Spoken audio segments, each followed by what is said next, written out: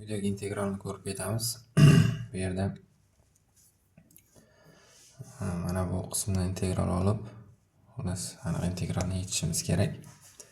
Ichkari qism nimanidir hosilasiga teng bo'ladi. Biz o'shani topib olamiz. Mana bu qoidadan foydalanamiz. Ya'ni agar ichkarida f'(x) dx bo'ladigan bo'lsa, integral fx plus c ga teng degan qoidamiz bor.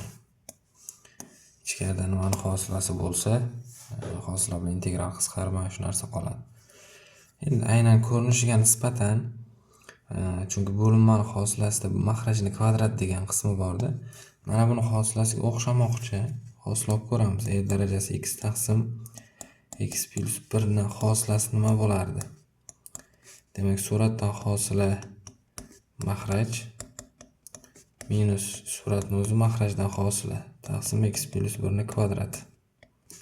Bu yerda qavsni ochib ixchamlaydigan bo'lsak, o'zi darajasi x ko'paytirib x plus darajasi x minus darajasi x bo'lib qoladi. Va u yerda qisqaradi darajasi x larda x ko'paytirib darajasi x taqsim x plus 1 ni kvadrat. Demak, ichkarida mana bu narsa, ichkaridagi narsa darajasi x taqsim x plus 1 ni hosilasi ekan. Endi integralni yozaylik. ln 2 minus 1 ln 4 minus 1 darajasi x taqsim x plus 1 ni hosilasi dx deydigan bo'lsak, yuqorida yozgan qoidamizga ko'ra bundan integral darajasi x taqsim x plus 1 chiqadi-da. Chegarasini yozib ayirsak bo'ldi endi. Demak, darajasi ln 4 minus 1 taqsim ln 4 bo'lib qoladi minus. Darajasi ln 2 minus 1 taqsim ln 2 bo'lib qoladi.